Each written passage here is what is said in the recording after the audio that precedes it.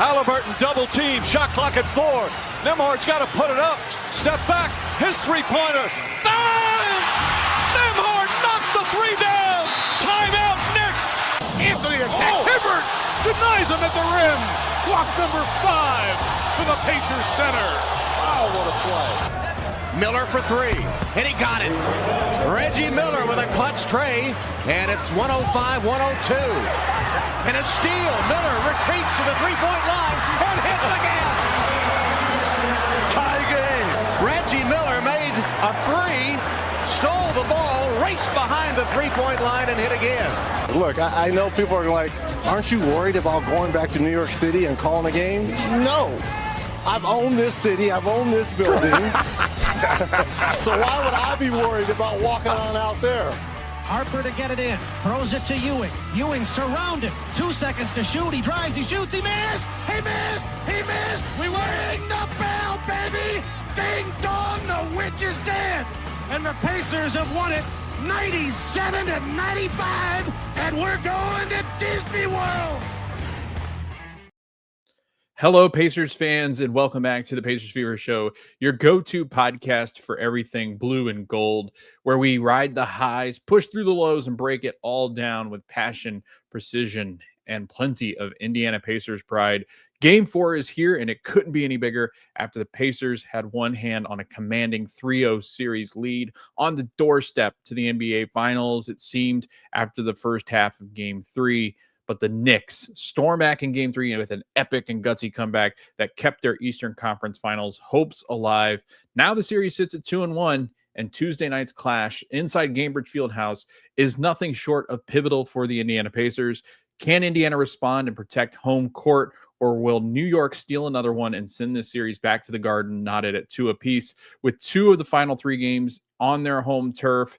We're breaking down the matchups, the mindset, and the moment of Game 4, and it is Game 4, massive, and this is the Pacers Fever Show. Let's get into it. Game 4 is here, and we are going to be previewing everything that there is to know about this next matchup between the Indiana Pacers, your number 4 seed, versus the evil New York Knicks at the number 3 seed.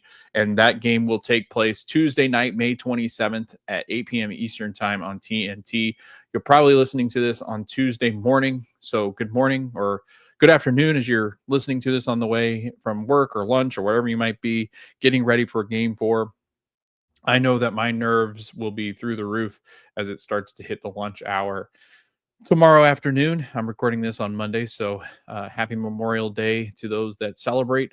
Thank you for your service to those that serve this country and allow us to watch this beautiful game. And it wasn't beautiful on on Sunday night, but we really appreciate those that have served this country and made the ultimate sacrifice. But yeah, let's get into the rest of the schedule, though. Game 5 will be necessary, so that will be Pacers at Madison Square Garden against the Knicks on Thursday, May 29th at 8 p.m. Eastern time on TNT.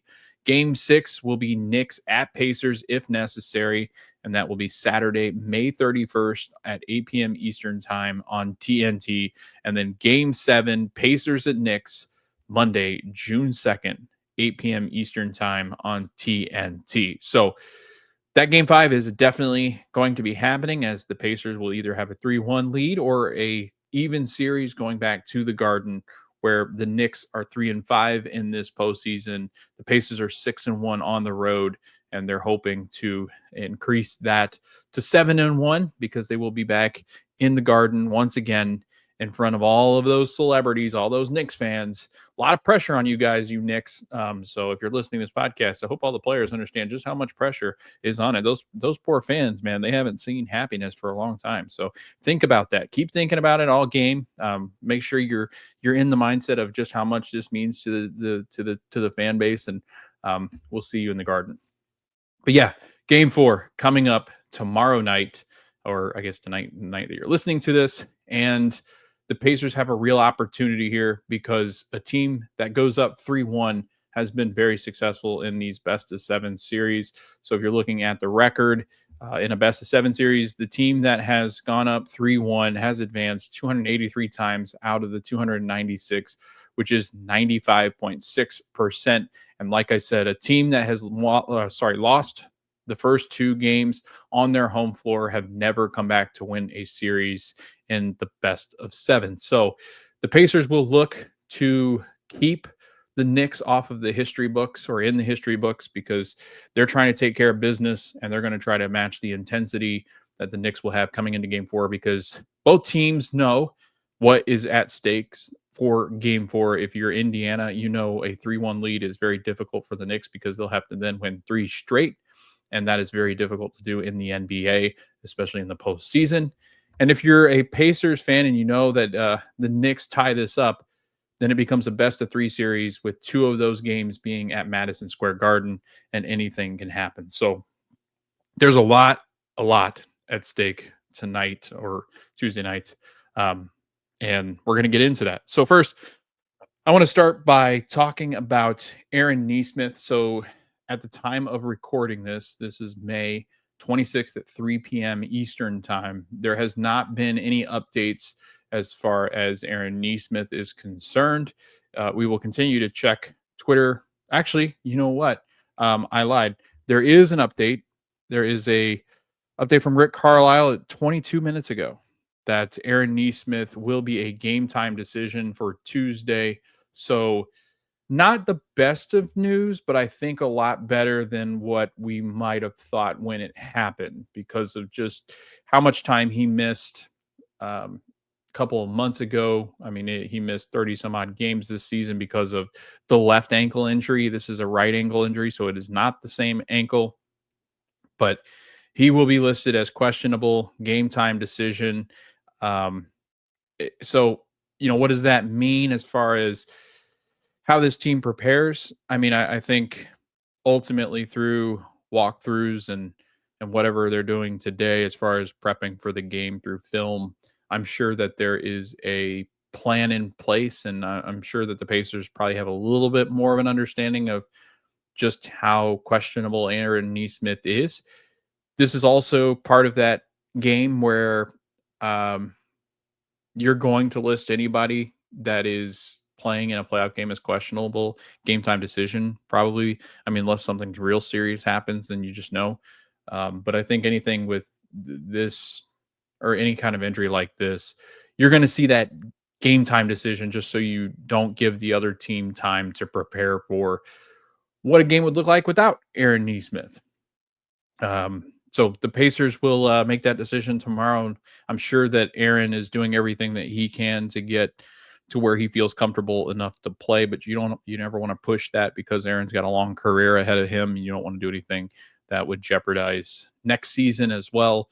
So best wishes to Aaron Nesmith as he tries to bounce back from that injury. It was a nasty ankle turn, and couldn't put any weight on it. But then over a couple of, I think it was like 10, 20 minutes, he comes back out from the tunnel, and he looked okay.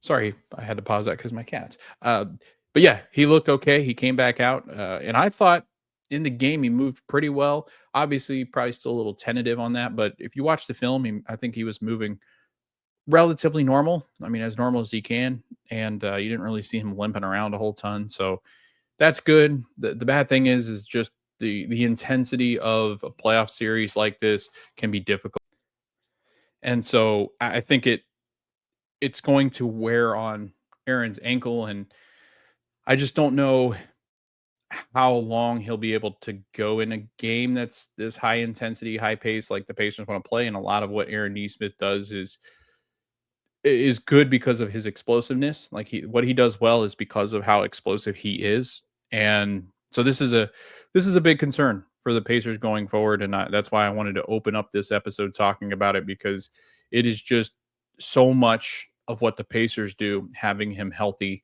And I think the biggest concern that the Pacers would have, outside of just the fact that he is suffering from an ankle injury and not healthy, is the fact that they just don't have somebody that can fill in for them like we thought they might if Benedict Mathurin had played well. Benedict Mathurin has struggled tremendously in these playoffs, and it's a conversation that was hitting national media, and it's obviously gotten the attention of Benedict. He released a Player Tribune article talking about some of that, and then talking about just his growth and what to expect from him in the years to come. But I don't feel confident in the way Ben's been playing. Now, that being said, if anybody was going to turn something like this around and benefit from it, it would be Ben. And so it is an intriguing storyline, but just the way that he's played, the trend of how he's played in this playoff series, he doesn't look like he wants to really necessarily take over games. He wants to kind of fit in with this system.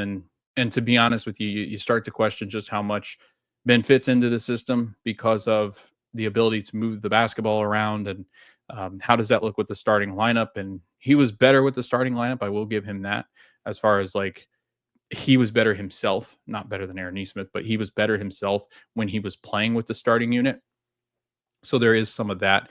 And should Aaron Nesmith miss time, it'll definitely be Benedict Mathurin, I imagine, off of the bench that will slot into the starting lineup. You could possibly see Ben Shepherd, just depending on how confident Carlisle is in Mathurin versus Shepherd. And at this point, Ben Shepherd is playing extremely well for what he's been over the last couple of months. He's been a lot better and a lot more confident in that shot. And I think he fits pretty well with that starting unit because he moves the basketball around quite a bit, and maybe leave Ben for the bench still, Benedict Mathurin. But yeah, not really that good. Obviously, you never want to see somebody hurt, and especially when he's been your second best player over the last couple of months, that's going to sting if Nesmith can't play.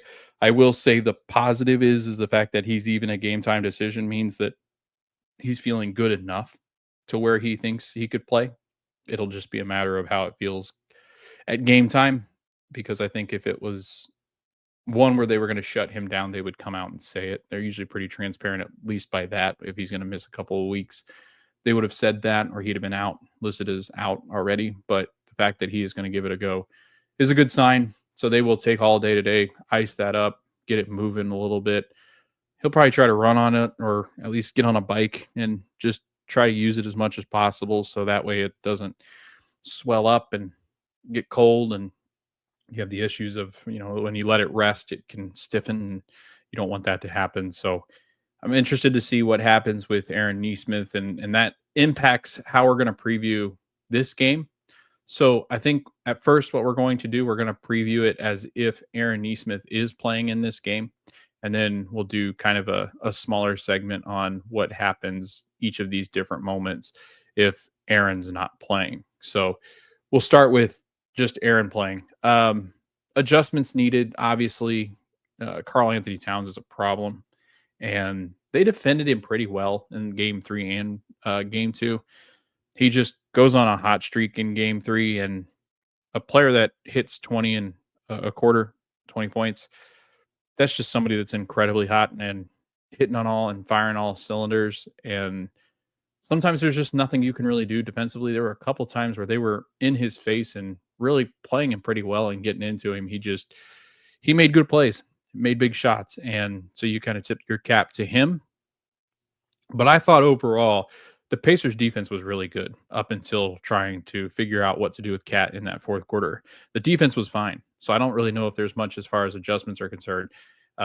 With Aaron Nesmith playing against Jalen Brunson, I imagine that's who he would still be guarding. If the ankle's not as strong, and maybe they switch over to Nembhard. Nembhard does struggle more with Jalen Brunson, but also Brunson does not shoot it as well at Gainbridge Fieldhouse. And if you look at stats from this year, in 2 games, just 20 points per game at Gainbridge in the 2 games that he played there. Last postseason, 25 points in 3 games at Gainbridge. And then if you look way back to the last regular season, there was a 1 game where he scored 28 points. So he's good still, but not to the level of where he plays at when he is at the Garden. He actually struggles quite a bit shooting it at the Fieldhouse. So that'll be an intriguing storyline, because if Aaron does play, how much of the assignment does he have against Brunson, who is constantly dribbling around and is pretty quick to his spots, and Nesmith has to chase him all over the floor. We'll see how that ankle is tested then. If Aaron does not play, that'll be Andrew Nembhard's assignment, and then you'll either have Ben Shepherd or Benedict Mathurin in the starting lineup, and they'll shift off to the OG Anunoby or probably the Mikal Bridges assignment, and then Nembhard will guard OG. I think that's how that was working. I couldn't actually, I don't know. I think Nembhard was guarding Mikal at times, and then there were times though that Andrew Nembhard was guarding OG, because I remember going, wow, that's a size differential there. But if OG decides he wants to take over a game, by all means.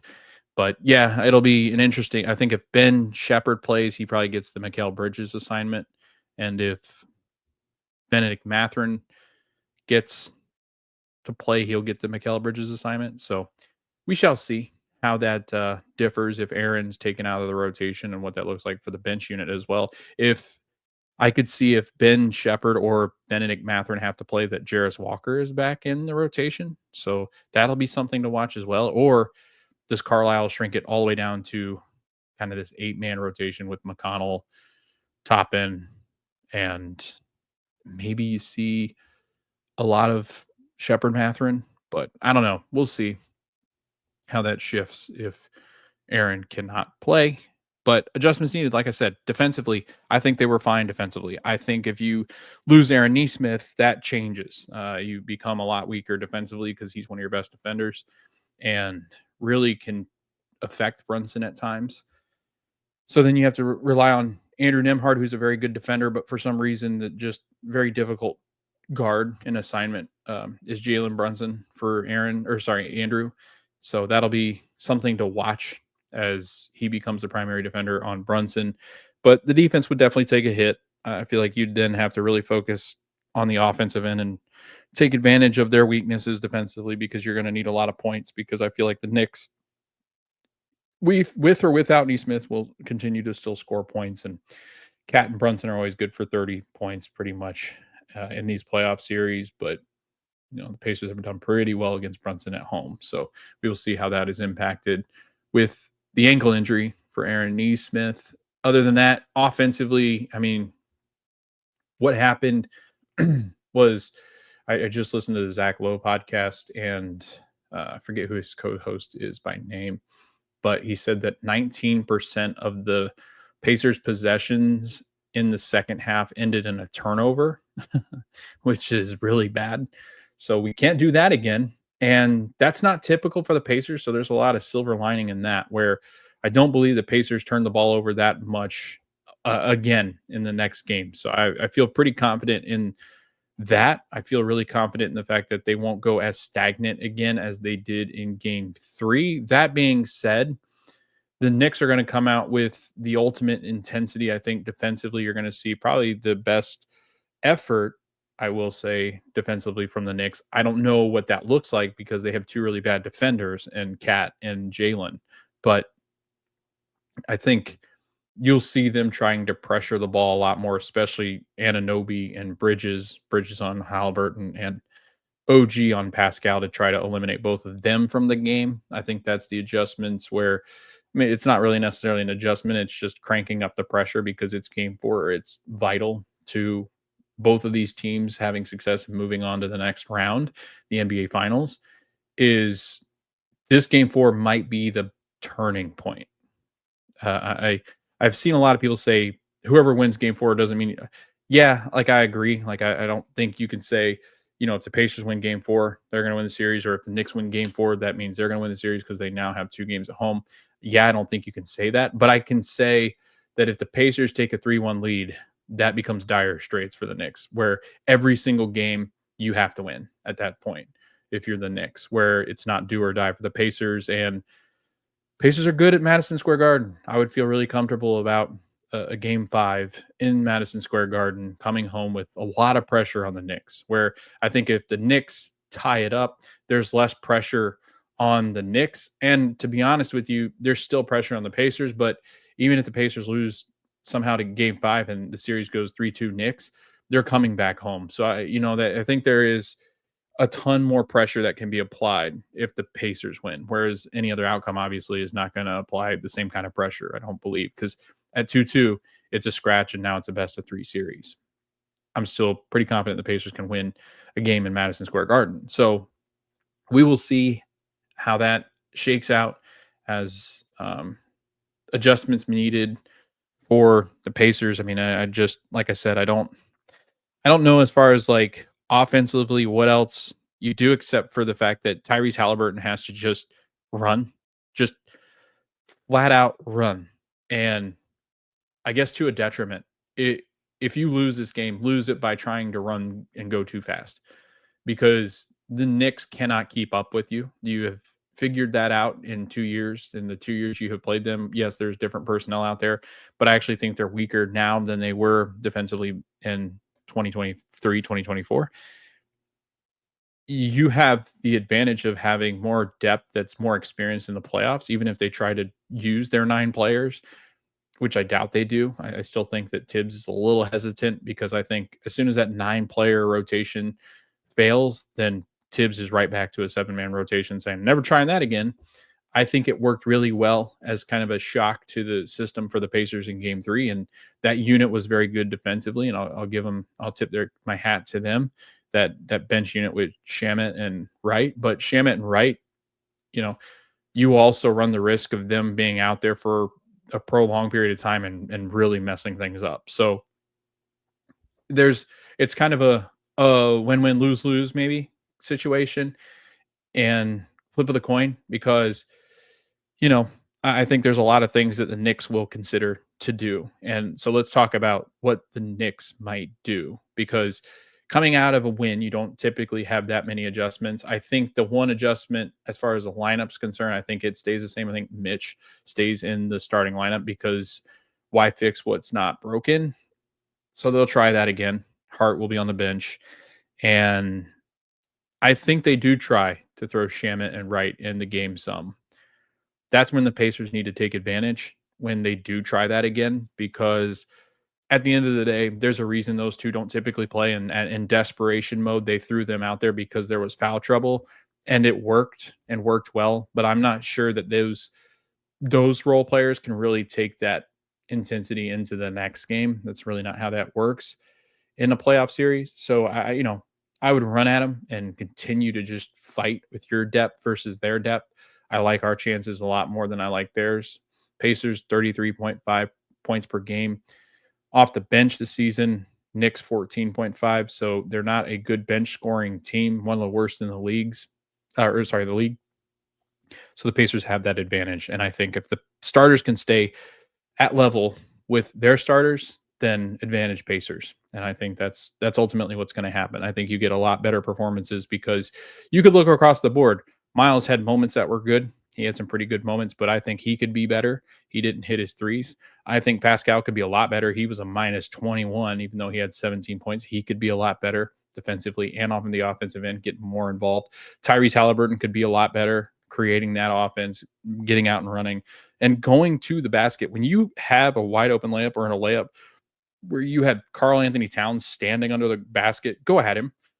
Try to create something. If you're going to get fouled, you get fouled. If you miss a couple, then fine. So be it. You tried. You went to the best percentage shot that you could possibly have on the court at trying to finish at the rim. And he's pretty good at finishing at the rim. So there are times where Tyrese would break down the defense and then kick it out. And that was, there was 4 or 5 times in the game yesterday in the second half where it felt like he gave up after he'd broken down the defense. So he's got to get way more involved offensively, cause the problems. That's when he's most effective, is when he causes the Knicks to try to have to figure out where he's going next, who he's going after, at what lane he's picking. Like, that's when Tyrese is at his best, and he's not necessarily having to score. He's just having to get people out of position and get uncomfortable. And that's when Ty can have these really good games. And I'm hoping that's what he does in game 4. Offensively, I mean, the adjustment's going to depend too on Aaron Nesmith's availability. So if Aaron's out there, all systems go, you do the same thing. If Benedict Matherin's in the starting lineup, obviously Ben's got to do a good job of continuing to move the ball. He can sometimes be a stop in the offense because he likes to take people off the dribble, which is fine every once in a while, but you got to be able to move the basketball, and then you got to get out and transition and run. If they insert, I think it's more, actually, the more I start to think about it, I think they'd probably lean more Ben Shepherd in the starting lineup if Nesmith can't go, and then Ben would continue to come in off the bench, Benedict Mathurin. So I think if Shep's in the lineup, he does a good job at moving the basketball. He will hit threes. I think it'll benefit him more. He'll get more open shots in the starting lineup. So Ben's going to have to hit those shots that he gets. He can create those three-pointers in the corner. If he can hit 2 or 3 of those, that would be massive. But again, I don't think he's going to provide exactly what you would get with Aaron Nesmith, obviously. So that'll be somewhere where the Pacers are going to have to make up the difference. And that might be more onus on Obi Toppin in that second unit. Benedict Mathurin just has to step up at some point. He's got to. Otherwise, the Pacers are going to have a real hard time in this series. And then if they did get to the next series with Oklahoma City Thunder, because the Thunder have 8 guys that can do that. So at least. And they need something from Benedict. And he did so well against the Knicks in the season. You would thought that some of that confidence would have come over, but again, the postseason's a whole different animal. Other adjustments, I just don't see anything else. I mean, you got to get everybody's got to play better. Star in your role, right? That's what James Johnson always says. Star in your role. Let's get it going. Get out and run. Just run them to death. If you lose, you lose, but play your game. You played too much of the Knicks game the last couple of games. I'd say throughout the series that you played more of the Knicks game than you played your own. Just run them to death. They don't want to do it. They don't have the bodies to do it. So that is the major advantage. Go, go, go, go, go. If that means playing more Jarris Walker, do it. I mean, if that's going to give you more bodies, and yeah, there might be some mistakes there, but I mean, Carlisle can impose some of that too, where he just keeps rotating guys and just continue to run down their throat. And TJ McConnell, same thing, just run at people. That'll be crucial. Talking about home court advantage, again, if the Pacers lose, they lose it right back to the Knicks after they have stolen it. A 3-1 series lead is such a huge lead and a very, very difficult one to come back from. And the Pacers would put all the pressure for all 3 games on the Knicks. So this is such a vital game to get at Gainbridge Fieldhouse, where you are extraordinary. I mean, over the last 2 years, you're one of the best, if not the best, home team in the whole league as far as home court advantage. It's the reason why you got it in the first round against the Bucks, because you knew how special it can be. Sunday felt special throughout the first half. Even with the 500, people seemed to be energetic still, but once the air started to get sucked out of the building, you start to see all those tired people that have been up all morning hanging out at the 500 or watching the 500, and it just everything evaporated so quickly in that game. And like I said, those 20-point leads are oftentimes, I feel like, 10-point leads in today's NBA, and it seems to be proven correct every time that somebody gets a 20-point lead. It's quick to make up that ground. So no lead is safe in this series. You just keep going. You keep pressing on the pedal. And that's where I have some concern for the Pacers, is sometimes they like to just let off the gas. And honestly, they're almost better in games where they've trailed most of the game, and then they get to step on the gas, which isn't how you want to play basketball. If you're going to be a championship level team, you need to stomp on people's necks. And that's what the Pacers time and time again have, when been matched with desperation, they've not matched it very well, but they do respond in the next game. Pacers haven't lost 2 straight games in this postseason, so they're looking to avoid that, because a 2-2 series tie after taking 2 on the road to start a series would just be crushing. Soul crushing almost. I wouldn't say completely soul crushing, because this team is just funny in the way they operate. They don't really get too down on themselves, but it won't feel good.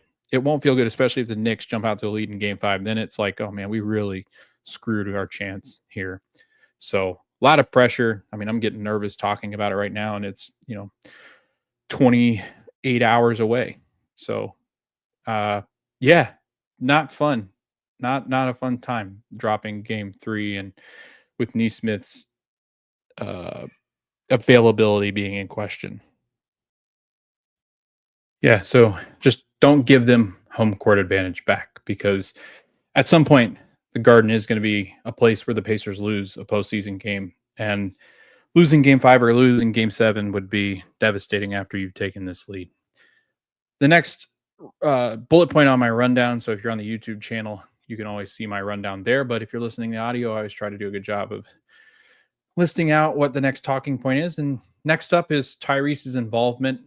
Again, we alluded to it. There were multiple times in the game last night where just felt like Tyrese had a chance to take it to the rim or even deeper into their defense and towards the rim, towards the basket to create even more havoc and stress on that defense for the Knicks. And he would pass it out to the corner, retreat, go underneath the goal. Like there were just times where I'm like, man, you wish you'd have created something there, and didn't happen a ton, but like enough to where it was noticeable. And Tyrese knew that and had a pretty decent night, 20 points. He had 7 assists, but I thought could have been a lot better in different areas. And especially when the offense starts to struggle, I mean, a lot of that's just going to fall onto Ty's shoulders and TJ's shoulders, because those are the point guards. Those are the guys that's supposed to get you into your offense. And there are times, and that's still another area for growth for Ty, because, we've seen quite a bit of times where the offense goes stagnant, and that should be Tyrese's moment to shine, right? To get the team at least back into it, whether he's generating his own shots or other shots for other people. That seems to be still a growth and learning point for Halliburton, but he's been pretty good. He's been pretty solid, and you just know he's going to be better in game 4. I think that, he's playing at home. He's comfortable at home. And John Halliburton will be returning to Gainbridge Fieldhouse. He will be in a suite for the time being. I don't know if they'll ever let him near the court again, but he will be in a suite for game 4. Tyrese will probably be pretty electric because his dad is back, watching his son in a game that will have a chance to really put the Pacers back into a commanding lead and just one win away from the NBA Finals if we can pull out game 4, which would be massive. But Tyrese will probably get a little bit of an extra boost there because Dad's back. He is back in Gainbridge Fieldhouse and will be ready to go. But yeah, Tyrese has to get involved, get some shots early for him, stay involved, because he's been contributing points-wise throughout the whole series. But ultimately, it's Tyrese goes, Pacers go. So let's do it. Keys to the game. I'm going to give you 3 keys to the game.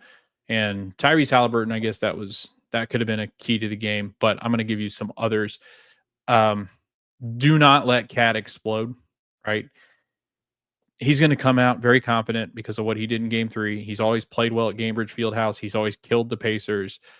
But if the Pacers come out and he's missing shots, I think he starts to get into his own head, and he has a tendency to do that. And had he not exploded in the fourth quarter, he would have been a big question mark heading into a game where the Pacers could have probably have swept the Knicks. He was going to be a big topic because he only had 4 points through 3 quarters and looked absolutely dazed. If the Pacers can do what they did in those first 3 quarters against Cat, they're going to be fine. They're going to win game 4. But he's going to come in with the ultimate confidence. This Knicks team is going to be very confident in what they have just pulled off. It could be, some complacency there if they start to roll a little bit in game 4. So don't take your pedal off the gas, even if you get down by 10. You got to keep going, right? Because, again, this Pacer team, what they're known for is they don't ever give up. And I would even say in that onslaught of points where Cat's firing them from all over the place and the trail or the deficit is getting cut constantly and the Pacers lose the lead in game 3, I would still say that at least the Pacers did go down somewhat fighting for game 3 and ultimately couldn't come up with it at the end because they just couldn't figure it out on the offensive end. But they tried, right? They were still in it, only lost by 6. But still didn't play their best game and have to feel pretty good that the fact that they probably played one of their worst halves in the whole postseason and they still only lost by 6. I know that they had a 20-point lead and they had a good cushion, but yeah, I don't know. Looking at the next key to the game. Key number 2 for me is run as fast as you possibly can, as much as you can. Even without Aaron Nesmith, you're going to have to keep going at this team as much as possible at the pace you want to go. Pace is going to ultimately be what decides these games, and these are going to be close games, but the Pacers' depth, the Pacers' ability to get out and run, they're just quicker, faster, younger than this Knicks team, and I think they use that to their advantage and have for the last 2 years, and that's why they become one of the best teams in the NBA and their best record, one of the best records of the NBA since January, is because they dictate the pace. The Pacers have always played at what they want to do when they've won games. And that's what you have to continue to do. You got to win games by playing your style of basketball. And the Pacers style of basketball is to run as much as possible, get teams in transition, and create turnovers and value the basketball and hit shots like you always do. The Pacers were a team that entered the game at 50% from the field throughout the whole postseason, 40% from the 3-point line, and had one of the worst shooting nights I think I've seen them have in a very, very long time. So I think that all changes, right? I think they will find their way back to shooting efficiently. They're not really a team that I don't think that's going to impact the next game. It's usually not how it works for them. But the key is to get out and run, because when they run, they create open shots, they create problems defensively, and they get these Knicks into foul trouble. And you've got tired legs in Jalen Brunson and Karl Anthony Towns. The more you can wear out Cat, the better, because he doesn't have the legs to shoot those 30-foot threes that he likes to bomb. So the more you can run, the more you can wear them out, and they become less effective in what they're trying to do. And their defense just gets tired, right? And, they were able to tighten up their defense some, but there still is a lot of liability in the way that Cat and Jalen can defend. So the more you run at them, the less effective they're all going to be on the defensive end. So you got to keep doing that. And then key number 3, Pascal Siakam. You've got to get him involved, and he's got to feel part of the game, because there are times where I feel like the Pacers' last resort is sometimes to go to Pascal Siakam, but because he hasn't really been in tune with the offense all game, he kind of forces things, and that's just not his kind of game. He's very good at one-on-one situations in the post where he does that spin and he shoots that shot over his shoulder. But you can't rely on him to do well and perform well late in games if you've pretty much isolated him from the whole offense for 3 quarters. It's hard to keep in tune when you are doing that. And I feel like the Pacers, and this has been some of the problems in some of their losses, is when they've acquired Pascal, is especially early on, they didn't really know how to incorporate him in the offense. You got to find a way to get him incorporated. And I think some of that is on him too, where there's times where he's even more effective when he does get out on the perimeter and he's able to dribble on his own, create his own shot and abilities and passing areas, when he's able to take the ball on the dribble and try to find his own path to the basket or whatever it might be, taking these guys one-on-one, because I'm not sure OG can really keep up with Pascal when Pascal is dribbling at him downhill. So I would like to see more of Pascal getting the ball at the top of the arc or the top of the key, even on the perimeter, and seeing what he can do there, because I think he's good at breaking down defenses at times too. But there's so many times where when Pascal's not effective, it's because he stands down on the block, or he's, almost at the elbow, and he just kind of stands, and it's easy to guard somebody there. He's not like he can post you up, but he's not constantly looking to post you up all the time. And he's not just going to absolutely body you for 40 points in the post. He operates in areas all over the floor, but there's times where he gets stuck in one spot, it seems. And it's always on that. It's like I guess if you're facing the basket, he's on the left-hand side where he just kind of stalls, and it becomes difficult, where I think he's more effective and Turner more effective when they're both trying to come up and screen, or both at least standing up there where it's that 4 across, and you're kind of coming up with screens and stuff like that for Tyrese, and maybe get him more involved with Tyrese pick and roll. I know they like to use Miles because he and Miles are so good, Tyrese and Miles, but I feel like Pascal and Tyrese are also very good at the pick and roll. And I think it was game 1 where they were really effective in breaking down the Knicks with their pick and roll. So I think you got to throw more for Pascal out there. I mean, they don't usually call plays for really anybody except, Nesmith really gets some of the plays, and Turner. But for the most part, Pascal and Tyrese kind of operate on whatever is open and what they can create, and Nembhard too. So we'll see what the Pacers have in store for Pascal, but I think that's the last key of the game, is get Pascal Siakam going as well. You just got to keep him in tune all game. Predictions, I'll give you 5 predictions for game 4. And, I almost thought about stopping this because it's really annoying, because every time I pick against the Pacers, they win, or pick against. So I'm going to pick against the Pacers. I'm saying it evens it up just so the Pacers win. But honestly, I'm going to stay away from a prediction for who wins the game. I'm going to give you 5 predictions for what's going to happen in the game. Prediction number 1, Thibodeau's going to try that 9 deep team at some point, and it won't work. I think the Pacers will have figured out what they need to do to break down that 9 of like DeLon Wright, Landry Shamet, McBride, and Hart off the bench with whoever else is out there. Usually a big, or sometimes it's a mixture of them. But I think the Landry Shamet and Wright minutes are cut completely from the rotation in this game. I feel like Thibodeau will go back to his 7-man rotation at some point because it won't work.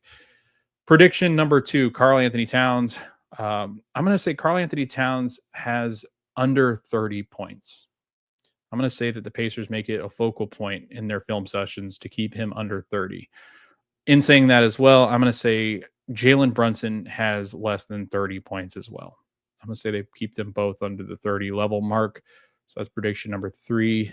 I will say Tyrese Halliburton will have over 10 assists in this game. And I think my last one's going to be TJ McConnell will have over 10 points again in game 4. Those are my 5 that I have. I don't really want to predict a winner because, I mean, this is such a toss-up, and I feel like I curse them every time I pick them. But let's just end the episode by saying this. The Pacers have to win game 4. That's my opinion. I don't think you can go back 2-2 in Madison Square Garden because you're eventually going to lose there. And I could see the Knicks being absolutely unstoppable in game 5 because they know what's at stake. They have just come back from the dead, basically, and now have a really good shot of taking the series. And I think that they could have one of those games where they beat the Pacers by 10 in the Garden.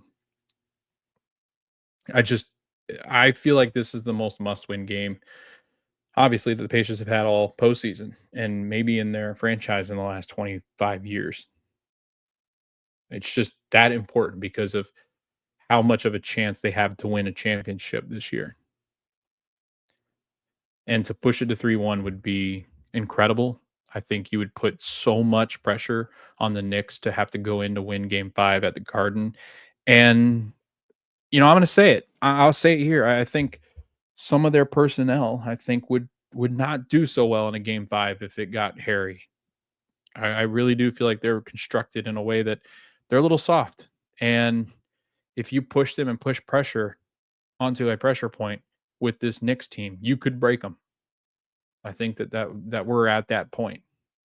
So, last couple of headlines to look out for. Obviously, again, Aaron Nesmith's health. Be looking out for that throughout tomorrow, but I guarantee you it won't be made. That decision won't be made until about 30 minutes before the game. So you probably won't know if Aaron Nesmith's playing until about 7:30, maybe 7:40, whenever they release those lineups. Be interested to see what happens there because, again, like I said, I think without Aaron Nesmith for the whole series, they would lose. I think if he misses game 4, they still have a chance, obviously. I don't like their chances as much because they have 2 games at Madison Square Garden. But, yeah, Aaron Nesmith's health in game 4 is just so important. But if they're going to win an Aaron Nesmithless game at home is probably the best bet that they had. So it's not the end of the world if he doesn't play tomorrow because I feel like at least you've got that home crowd and the energy there where somebody like Benedict Mathurin or Ben Shepherd or even like TJ Obi could have one of those games because of the atmosphere. But we will see. Keep an eye out for the Aaron Nesmith stuff. And if you can keep checking over on X, you can see other people. You probably follow other people. But if you follow us, I'll tweet it as soon as we see it, whether he's going to be playing tomorrow night. And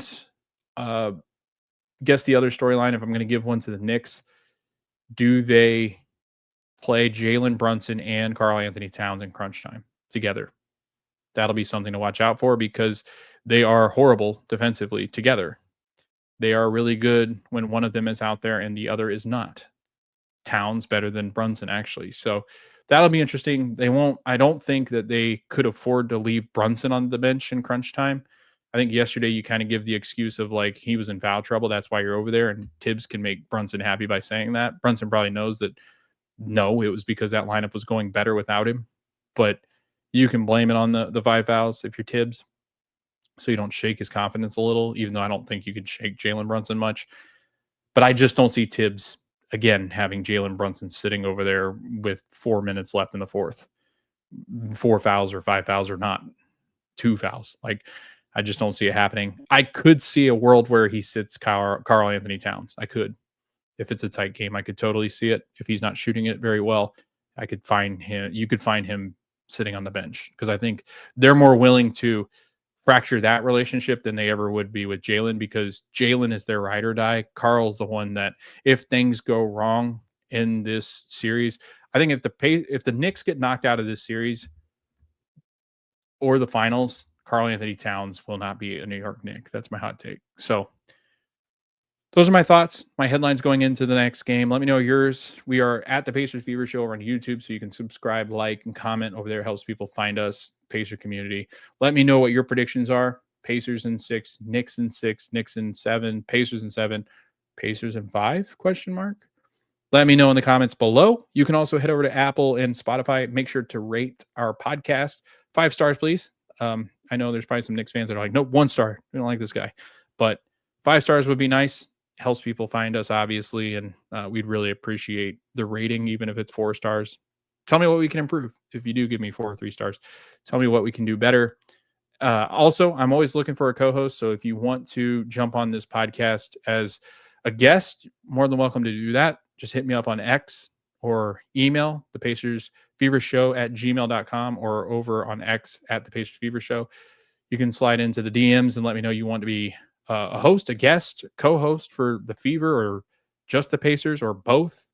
I really want another person to join me at some point in this adventure, but thanks for listening so far. This has been a lot of fun. I've gotten some really great interactions, some really good listens and views so far. So I know Pacer fans are very excited for content, and we have some really great content creators in this space. I love Setting the Pace, Locked on Pacers with Tony East, Sideline Guys with Boylan and Jeremiah Johnson. I'm going to miss somebody, Caitlin Cooper and Sam. Probably miss someone if I keep naming them, but I love listening to all those guys. And then you got Dustin Dopriak and James Boyd and Kravitz and all of them that do a really nice job covering this team. I feel like we're spoiled by all the great people that work in this realm as Pacer fans and as Pacer writers and coverage. So keep up the good work, everybody else. It's been a lot of fun following along with all of your stuff as well too, and I learned a lot from all of your podcasts and things. So I'd love to have some of them on if they listen to this. That'd be great to have anybody on that's willing to come on and talk some Pacers. But other than that, here we go. Game 4. Very nervous. I hope you guys are doing better than I, or maybe you can find some comfort in knowing that you're not the only one that feels nervous. This is the most exciting season I've ever had as a Pacer fan. This is the most realistic shot I think I've ever had at an NBA title. And I don't want to see that come to an end. I want to at least get a shot to try for an NBA title. Get me to the NBA finals. That's what I want. Thanks for listening. Thanks for watching. If you're watching or on YouTube, we will see you next time for Game 4 recap not from Gainbridge Fieldhouse, but from Game 4 of the Eastern Conference Finals.